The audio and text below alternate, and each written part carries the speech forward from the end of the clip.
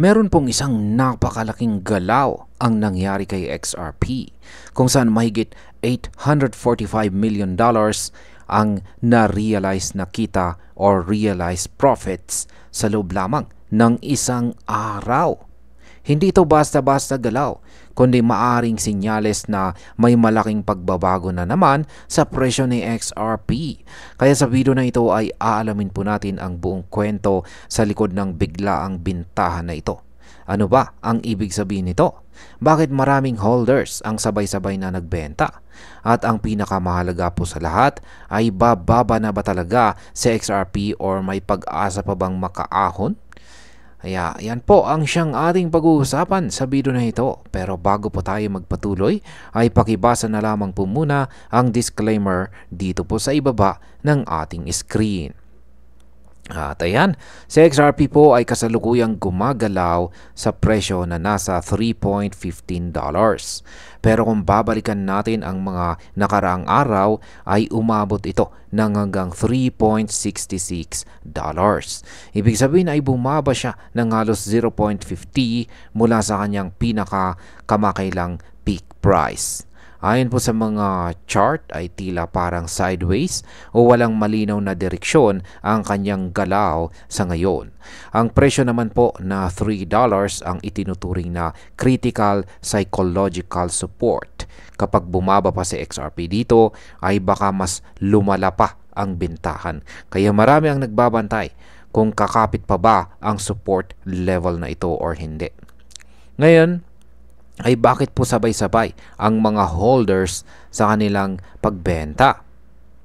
Ayon po sa datos or data mula sa Glassnode ay sa loob ng 24 oras ay meron po mahigit $845 million ang na-realize na profit kay XRP.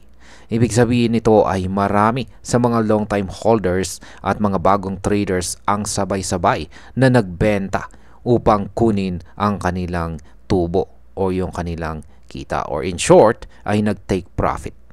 Karaniwan kapag maraming kumukuha ng profit sa ganitong halaga ay indikasyon ito na nagiging cautious na ang mga investors. Ibig sabihin ay hindi po sila sigurado kung aakyat pa ba si XRP o baka ito ay bumaba pa. Ngayon, ang sunod po nating katanungan ay ano naman ang ibig sabihin ng galaw ng mga long-term holders? Isa pong napakahalagang sinyales ay ang tinatawag na liveliness indicator. Yan, ang liveliness indicator at ito po ay sumusukat kung gaano po kadalas gumagalaw ang mga tokens na matagal nang hindi ginagalaw. Sa kaso po ni XRP ay tumaas ang liveliness sa pinakamataas na level nito sa nakalipas na 4 na buwan or 4 months. Ang ibig sabihin nito ay ang mga matagal nang nakahold kay XRP ay nagsisimula na pong gumalaw or magbenta. Kapag ganito po ang galaw ng mga veterano sa crypto ay sinyalis ito ng pag-iingat o pagkawala ng tiwala sa short-term price action. Ngayon ay ano naman po ang epekto ng pagtaas ng XRP inflows sa mga exchanges? Isa pong panibagong sinyales ng takot ay ang pagtaas ng exchange inflows. Kapag maraming XRP ang ipinapadala sa mga centralized exchanges, ito po ay kadalasang paghahanda para sa pagbenta. Kapag sinamahan pa ito ng pagbaba ng open interest sa future at pagbaba ng leverage buying, ito ay malinaw na sinyales ng bearish sentiment. Ibig sabihin ay mas marami ngayon ang nag-aabang ng pagbaba kaysa sa pag-akyat. Ngayon ay ano naman ang maaaring mangyari kapag hindi na kayang protektahan ang $3 na support? Ang $3 ay isa pong napakahalagang psychological at saka technical support level. Kung ito ay mabasag at walang masyadong buyers na sasalo sa presyong ito, posible na baka bumagsak pa sa XRP ng hanggang $2.65 o baka mas mababa pa. Ang $2.65 ay isa po sa mga dating consolidation o pag-ipon ng presyo ng XRP bago po ito muling umakyat. Kung babalik ito sa ganitong price level, ay maaring matagal-tagal ulit bago po siya makabawi or makarecover. Ngayon ay may pag-asa pa ba para kay XRP sa kanyang short term? May posibilidad pa rin naman na makabawi itong si XRP kung may sapat na buyers na papasok upang ipagtanggol ang $3 na support. Kapag nangyari ito ay maaaring pumasok tayo sa isang consolidation phase. Sa panahong ito ay tatahimik muna ang presyo at maghihintay ng panibagong lakas para tumaas ulit. Pero kung wala pong bagong demand o mga investors na bibili, ay maaaring tuloy-tuloy po ang pagbaba.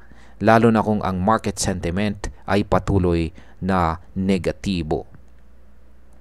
Bakit po ito mahalaga? Ayan. Bakit po ito mahalaga para sa atin bilang mga Pinoy crypto enthusiast?